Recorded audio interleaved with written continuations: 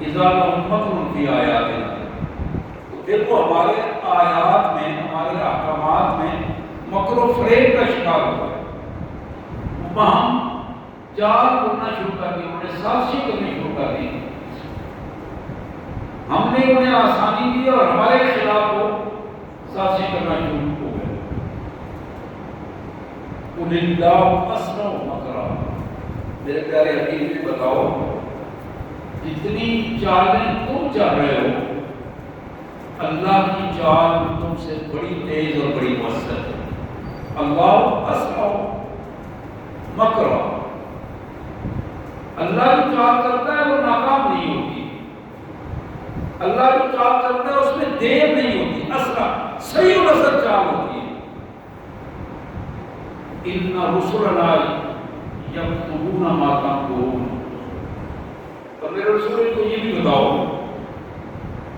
کہ ہمارے لکھنے والے تمہاری ہر سازش اور تمہارے ہر مکر و فریب کو ریکارڈ پر دے رہے ہیں، ریکارڈ پر رہا لکھ رہے ہیں۔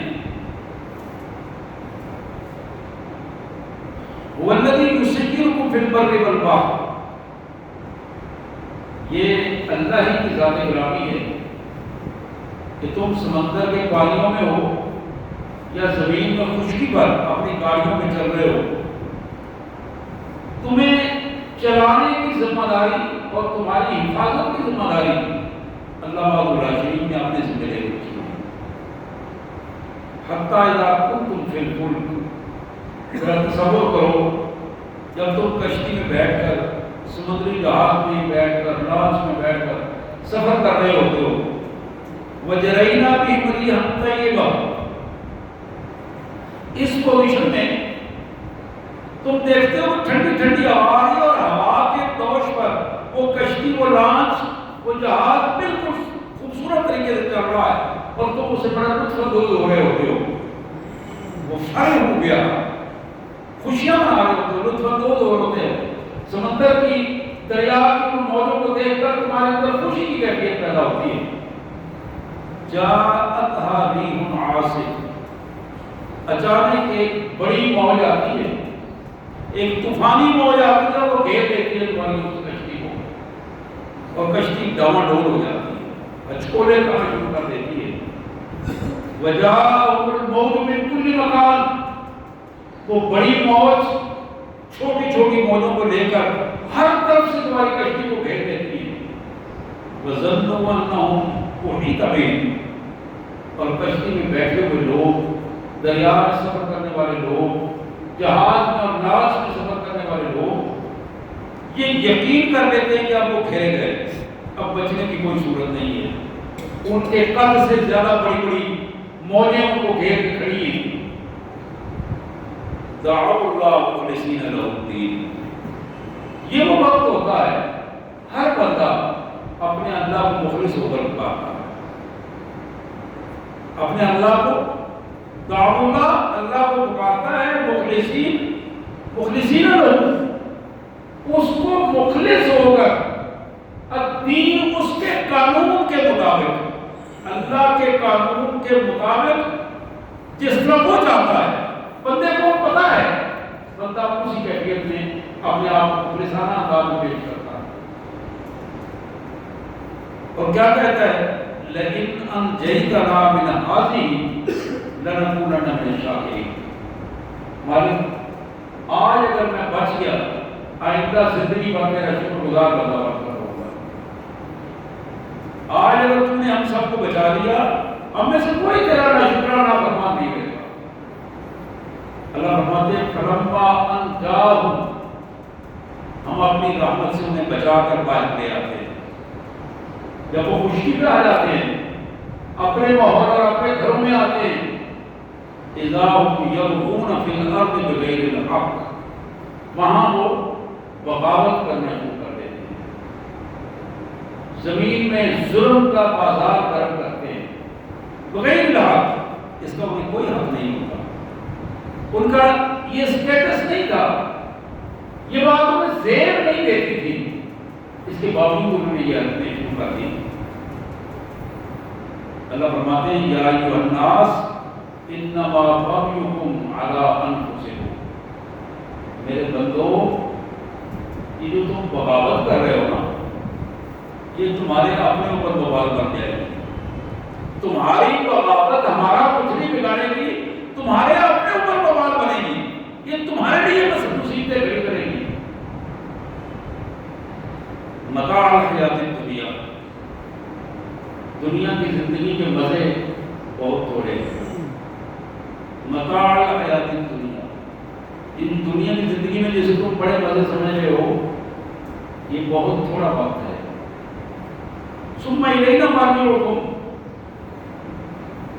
پھر تمہیں ہمارے پاس آنا ہے.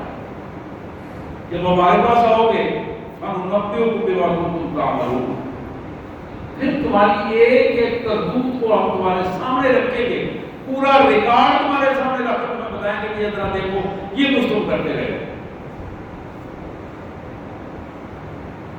حضرات ایک منظر یہ تھا جو کائنات کے مالک نے ہمارے سامنے رکھا. اب اس کی بالکل مثال دے کر اللہ تعالیٰ دوسرا منظر ہمارے سامنے رکھتے ہیں.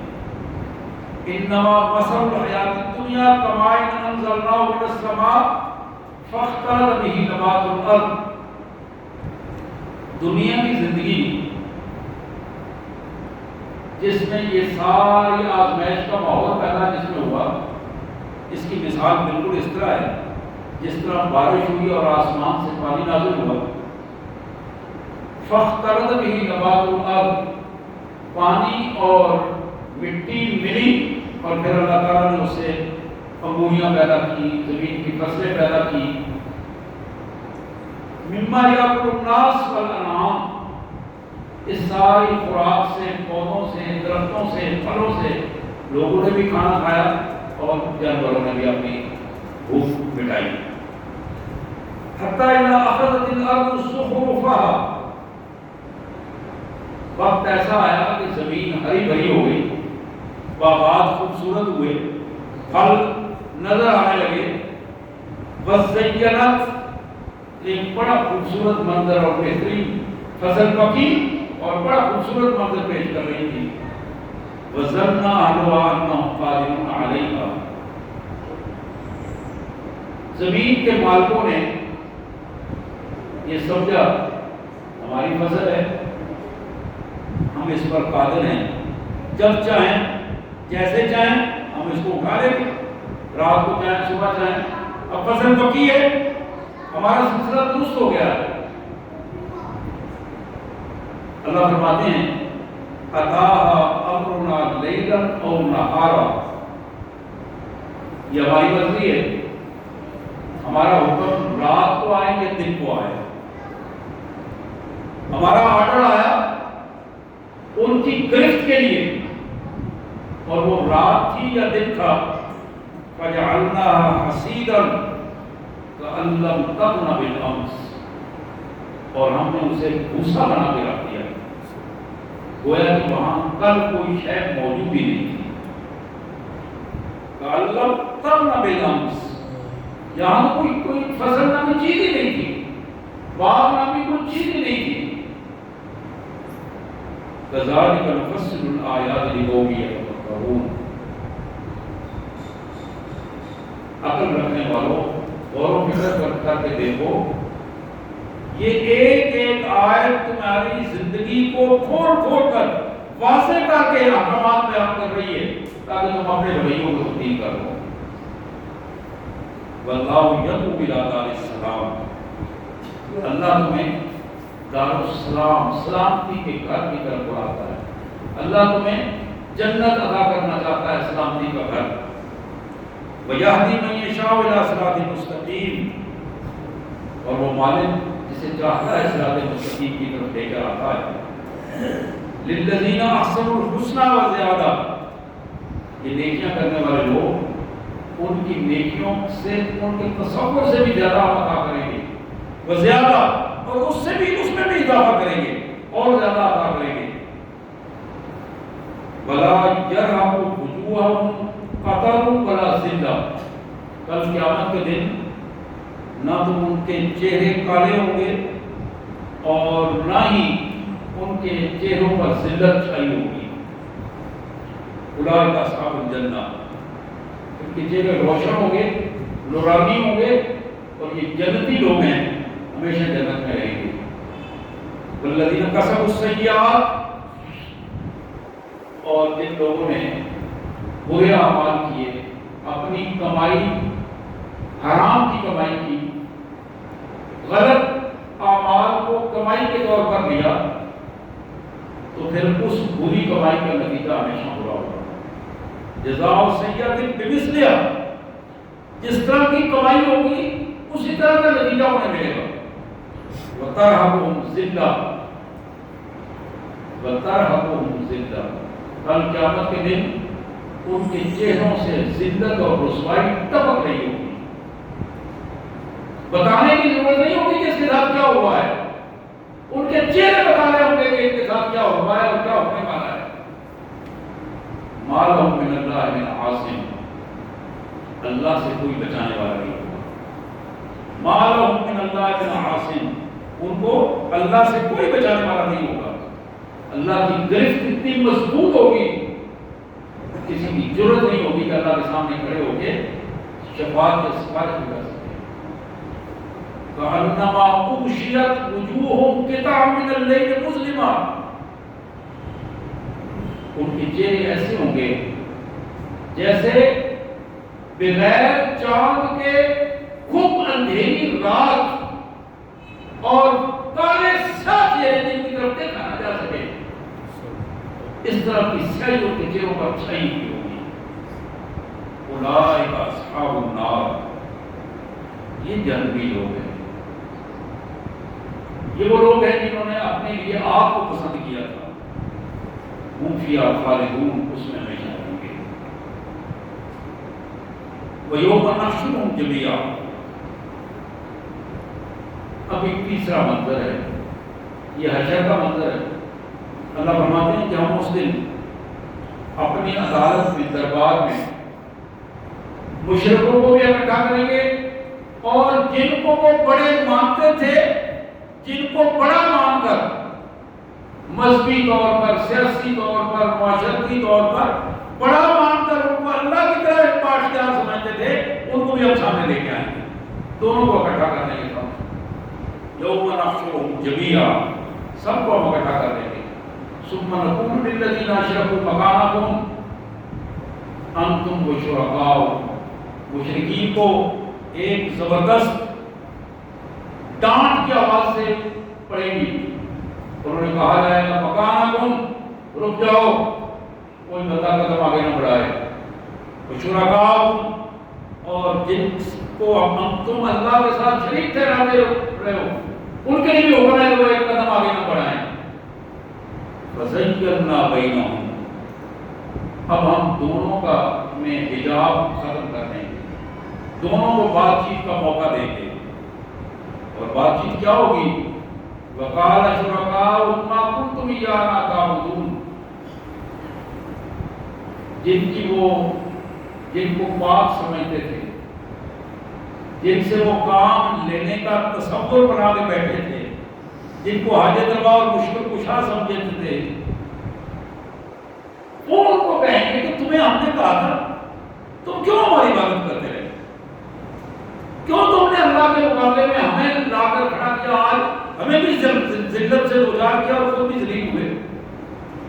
وہ یہ الفاظ ان کو کہیں گے، ما کنتم ایانا تعبدون۔ اب بات اتنی ہی کر سکیں گے، فَكَفَى بِاللَّهِ شَهِيدًا بَيْنَنَا وَبَيْنَكُمْ، آج اللہ تمہارے اور ہمارے درمیان گواہ ہے، ان كُنَّا عَنْ عِبَادَتِكُمْ لَغَافِلِينَ، ہم تو تمہاری ان عبادتوں سے جو تم ہمارے لیے جذبات رکھتے تھے، ہم اس سے بے خبر ہیں، ہمیں نہیں معلوم تھا کہ تم ہمارے بارے میں کیا سوچ رکھتے ہو۔ جو قبر میں ہے اور جو اس کے سامنے سجدہ ریز ہو رہا ہے، قبر والے کو نہیں معلوم کہ وہ سجدہ ریز ہونے والا کون ہے اور کس نیت سے کیا حرکتیں کر رہا ہے، اور یہی بات وہ وہاں بھی کہے گا، یا اللہ میں نے اسے نہیں کہا تھا۔ اب وہاں اللہ فرماتے ہیں ہنالک تبلو کل نفس ما اسلفت، جس نے جو زندگی دنیا میں جس انداز میں گزاری ہوگی وہ ساری آزمائش ان کی پورا ریکارڈ اللہ کے سامنے پیش کیا جائے گا۔ وَرُدُّوا إِلَى اللَّهِ مَوْلَاهُمُ الْحَقِّ، اور کائنات کے سچے مالک کے سامنے یہ سارے مقدمات پیش کر دیے جائیں گے۔ وَضَلَّ عَنْهُمْ مَا كَانُوا يَفْتَرُونَ، اور اپنی زندگی میں جو کچھ جھوٹ گھڑ کے اور جھوٹ پر عمل کر کے وہ رہ رہے تھے وہ ساری چیزیں ان کے سامنے سے ہٹ جائیں گی۔ اب انہیں اقرار ہوگا کہ ہم سے کیا ہوتا رہا ہے۔ نستغفر اللہ ونتوب الیک یا کریم یا رحم الراحمین۔ اللهم انا نعوذ بک من الشرک والبدع والریاء والکذب والکبر والنفاق یا کریم والفواحش والکبائر یا ذا الجلال والاکرام۔ میرے انتہائی واجب الاحترام بھائیوں بہنوں، یہ آیات میں نے آپ کے سامنے پیش کی ہیں اور ان کا ترجمہ آپ کے سامنے رکھا ہے۔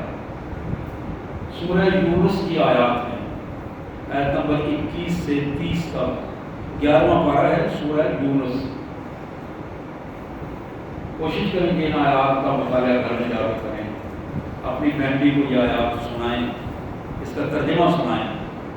اللہ تبارک و تعالیٰ مجھے آپ کو قرآن کو صحیح سمجھنے اور اس کے مطابق عمل کرنے کی توفیق عطا فرمائے۔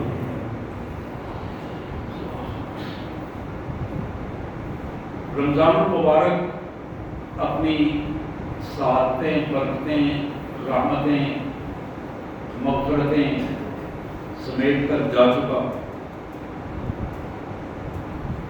اور آج ہم شوال میں سانس لے رہے ہیں، اور یہ اللہ کا کرم ہے کہ کائنات کے مالک نے ہمیں توفیق دی، ہم نے اس کی خاص توفیق سے روزے رکھے، قیام کیا، جو توفیق تھی فرائض اور نوافل کو کا اہتمام ہوا۔ جس نے جو کچھ کمایا یقیناً اس کے کھاتے میں وہی کچھ ہوا۔ سعد بن اوس رضی اللہ تعالیٰ عنہ کی حدیث مبارک ترغیب و ترہیب میں ذکر کی گئی ہے۔ حضور فرماتے ہیں کہ اذا کان یوم عید الفطر، جس دن عید الفطر کا دن ہوتا ہے، وقفت الملائکہ علی ابواب الطرق، فرشتے گلیوں کے کونوں پہ کھڑے ہو جاتے ہیں۔ عید الفطر کے دن یکم شوال کو فرشتے عید کی نماز سے پہلے گلیوں کے کونوں پر کھڑے ہو جاتے ہیں۔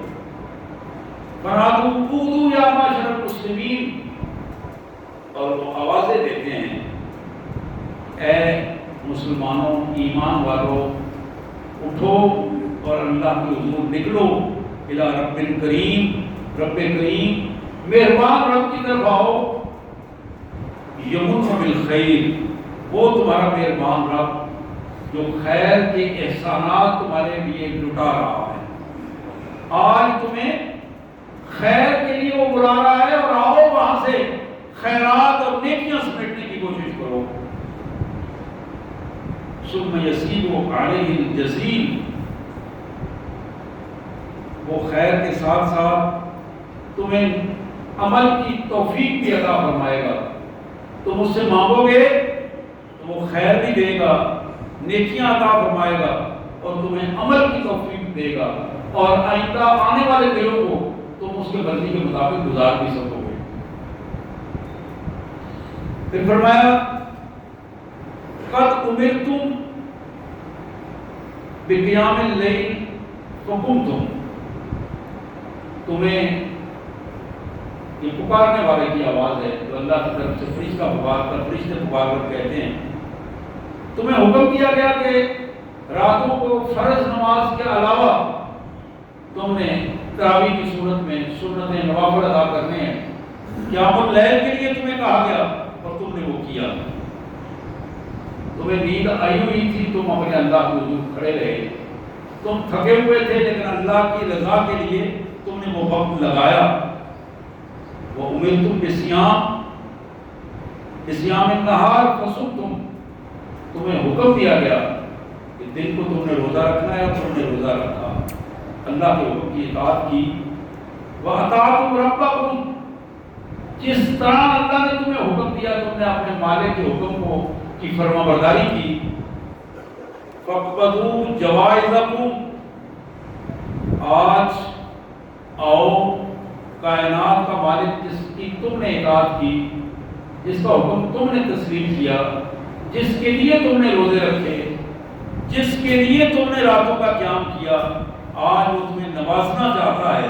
آؤ اپنے مالک کے حضور وہ جائزہ، جوائز، وہ سرٹیفکیٹ، وہ ایوارڈ، وہ انعامات اللہ تبارک و تعالیٰ تمہیں دینا چاہتے ہیں. اور دوسرے الفاظ میں اس دن کو ایوارڈ کا دن بنا دیا جاتا ہے.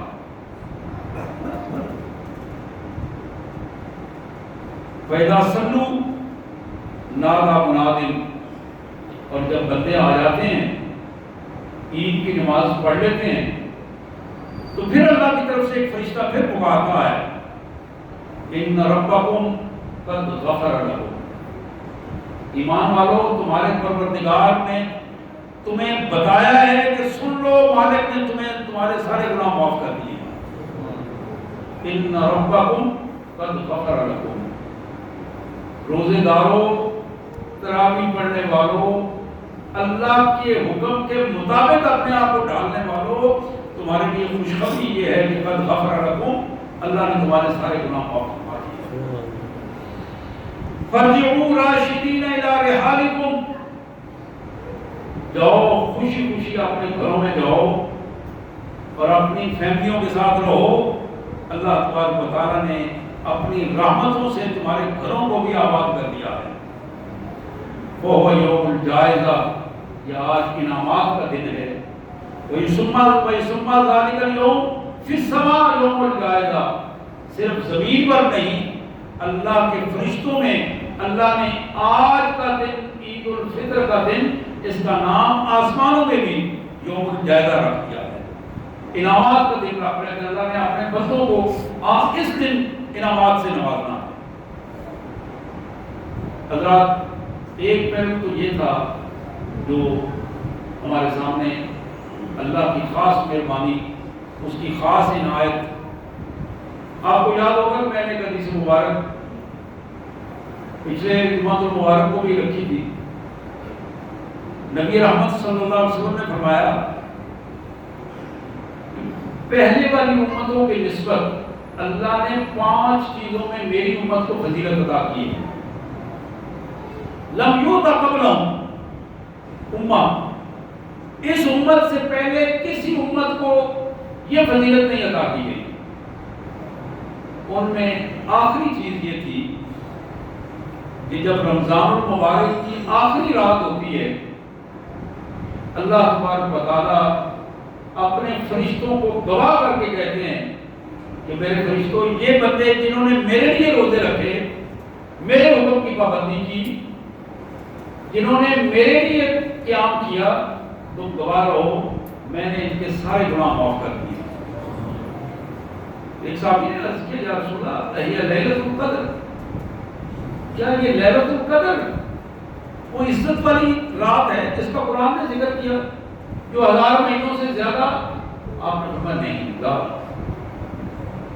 وہ بڑے حیران ہوئے کہ یا رسول اللہ، وہ لیلۃ القدر بھی نہیں ہے اور بندوں کے سارے گناہ معاف کر دیے جا رہے ہیں. آپ نے فرمایا ہاں، اس لیے اس کی مثال یوں سمجھو کہ جب ایک مزدور مزدوری کرتا ہے اور وہ دیے ہوئے ٹاسک سے فارغ ہو جاتا ہے، اپنے کام کو مکمل کر لیتا ہے، تو پھر مالک کی یہ ذمہ داری ہے کہ اس کو مزدوری پوری کی پوری ادا دے. اور کائنات کا مالک جس کے حضور بندے نے پورا مہینہ مزدوری کی، اس کی ذات کے لیے، اس کی رضا کے لیے، اس کے حکم کے مطابق روزے رکھے، اس کے حکم کے مطابق اپنے ماحول کو ڈالا، اب اللہ تبارک و تعالیٰ کی رحمت کا یہ تقاضا ہے کہ وہ اپنے بندوں کے گناہوں کو معاف کرتے ہیں۔ تو یہ رمضان مبارک کی آخری رات ہوتی ہے جس میں اللہ تبارک و تعالیٰ اپنے بندوں کی گناہوں کو معاف فرما دیتے ہیں۔ میں عرض یہ کر رہا تھا، اب اس سے آگے جو معاملہ شوال کا شروع ہوا، ذیقعدہ کا شروع ہوا، ذی الحج سے لے کر اب نیا سال شروع ہوگا محرم کا، اور پھر ایک سال بعد رمضان سے ہماری ملاقات ہوگی، تو یہ جو 11 ماہ گزرنے ہیں وہ ہم نے کیسے گزارنے ہیں؟ اس کے لیے لازم ہے کہ ہم اپنا احتساب کریں۔ محمد کریم صلی اللہ علیہ وسلم نے فرمایا حاسبوا قبل ان تحاسبوا، اس وقت سے پہلے کہ تم کٹہرے میں کھڑے کیے جاؤ اس سے پہلے اپنی بیلنس شیٹ خود بنا لو، خود اپنا حساب کرو، احتساب کرو، خود اپنے آپ کو وہاں پیش کر دو کہ تم سے یہ غلطیاں ہوئی تھی، اللہ سے معافی مانگو، نیکیوں پر اللہ کا شکر ادا کرو، یہ اس کی توفیق تھی، اور جہاں جہاں غلطی ہوئی اللہ سے معافی مانگو گے تو اللہ تبارک و تعالیٰ تمہارے لیے آسانیاں پیدا فرما دیں گے۔ حضرات، اب یہ جو جائزہ ہے، احتساب ہے، میں نے پہلے کئی دفعہ کیا کہ اس کی 4 بنیادی پوائنٹ ہیں، اور ان چاروں اعتبار سے ہر وقت ہمیں اپنا جائزہ لینا ہے۔ پہلی چیز یہ ہے کہ ہم ہمیشہ جائزہ لیتے رہیں کہ ہمارا عقیدہ ٹھیک ہے، اللہ کے بارے میں جو ہماری عقیدہ ہے وہ درست ہے، کہیں اس میں کوئی مشرکانہ رویہ تو نہیں ہے، کیونکہ اگر اس میں ذرہ برابر بھی اگر مشرکانہ رویہ آ گیا تو بعد کا کوئی عمل بھی قابل قبول نہیں ہوگا۔ اسی طرح محمد رسول اللہ صلی اللہ علیہ وسلم کے بارے میں عقیدہ درست ہے، اور وہ عقیدہ کیا ہے؟ وَأَشْهَدُ أَنَّ مُحَمَّدًا عَبْدُهُ وَرَسُولُهُ، آپ اللہ کے بندے ہیں اور بندوں میں سب سے پیارے بندے ہیں، بندوں کے سردار ہیں، وَرَسُولُهُ، اور اللہ کے رسول ہیں، اللہ کے نبی ہیں، خاتم الرسول ہیں، آپ کی بات حرف آخر ہے، جو آپ نے ارشاد فرمایا اس کے پوچھنے کی ضرورت نہیں، اس کے مشروط اطاعت نہیں ہے، غیر مشروط اطاعت ہے۔ حضرات، ان عقائد کو درست کرنا یہ ہماری ذمہ داری ہے۔ اسی طرح دوسری بات کہ ہماری عبادات درست ہوں۔ نماز کے لیے ہم آتے ہیں تو نماز جان چھڑانے والی نماز نہ ہو، اکساہٹ والی نماز نہ ہو، نماز میں شوق ہو، ذوق ہو، بندہ آئے اور اس کو نماز پڑھتے ہوئے لطف محسوس ہو، سرور آئے، نہ کہ وہ چلتا چلتا آخری ٹائم پہ آئے اور سب سے پہلے سلام پھیرنے کے بعد دوڑ کے نکل جائے، یہ نماز نہیں ہے۔ ایسی نماز کے بارے میں حدیث میں آتا ہے کہ اسے لپیٹ کر نمازی کے منہ پہ دے مارا جائے گا۔ تم سمجھتے تھے کہ اللہ کو نعوذ باللہ تمہاری نمازوں کی ضرورت ہے، محتاجی ہے، اللہ کو تمہاری کسی باتوں کی کوئی ضرورت نہیں ہے۔ واللہ غنی وانتم الفقراء، محتاجی تمہاری ہے، اس کی نہیں ہے، وہ تو غنی ہے، وہ لاؤ والی ہے۔ تو حضرات، یہ دوسرا جائزہ جو ہے وہ عبادات کے حوالے سے ہے۔ تیسرا جائزہ جو تھا وہ معاملات کے حوالے سے تھا، کہ ہمارے لین دین کی کیفیات کیا ہیں، کیا باقی رمضان مبارک میں ہم نے تبدیلی پیدا کی، ہمارے پیمانے درست ہو گئے، ہمارے لین دین کے رویے درست ہو گئے، جھوٹ بولنا ہم نے چھوڑ دیا، بددیانتی چھوڑ دی، اور چھوڑ کر ہم نے اس کا مداوع کیا، اللہ کی حضور توبہ کی، اور یہ معاملات پھر اگلے 11 مہینے اسی طرح محتاط رویے کے ساتھ جاری رہیں گے۔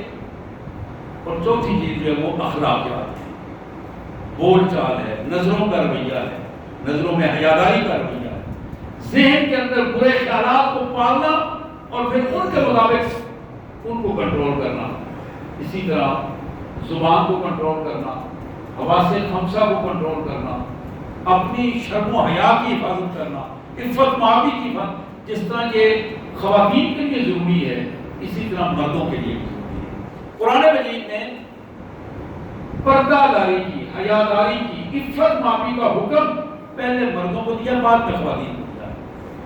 وَقُلْ لِلْمُؤْمِنِينَ يَغُضُّوا مِنْ أَبْصَارِهِمْ، یہ پہلے حکم دیا، بعد میں خواتین کو حکم دیا۔ میرے پیارے بھائیوں، اپنی نظروں کی حفاظت کرنا یہ انتہائی ضروری ہے۔ دل و دماغ میں آنے والے خیالات کی حفاظت کرنا انتہائی ضروری ہے، اپنی زبان کی حفاظت کرنا انتہائی ضروری ہے، اپنی شرمگاہ کی حفاظت کرنا ازحد ضروری ہے۔ یہی وہ بنیادیں ہیں۔ ان رویوں کو اگر ہم درست کر لیں گے ہمارا مالک خوش ہوگا۔ جب مالک خوش ہوگا اللہ تعالیٰ جائز اور حلال راستوں کو ہمارے لیے زیادہ برکت کے ساتھ ہمیں دے گا اور حرام راستوں کو ہمارے لیے مشکل کر بنا دے گا۔ تو حضرات یہ حدیث مبارک جو میں پیش کر رہا ہوں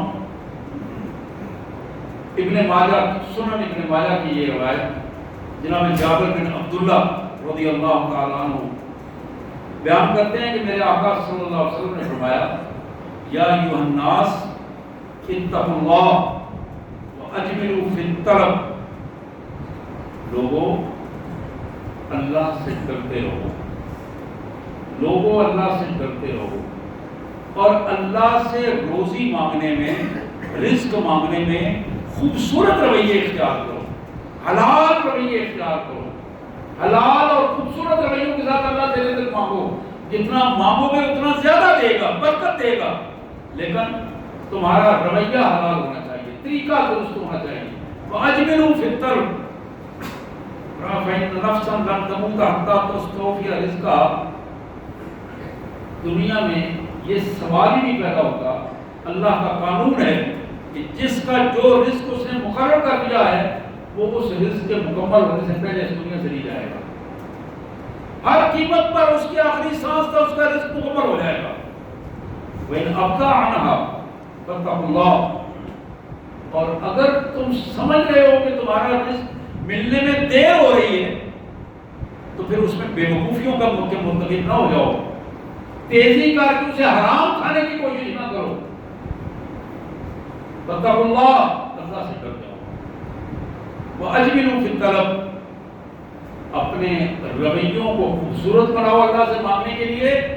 خُذُوا مَا حَلَّ وَذَرُوا مَا حُرِمَ، جو تمہیں حلال ہے تمہارے لیے اس کو خوشی سے حاصل کرو اور جو حرام ہے اس کو خوشی سے چھوڑ دو، برضا و رغبت چھوڑ دو۔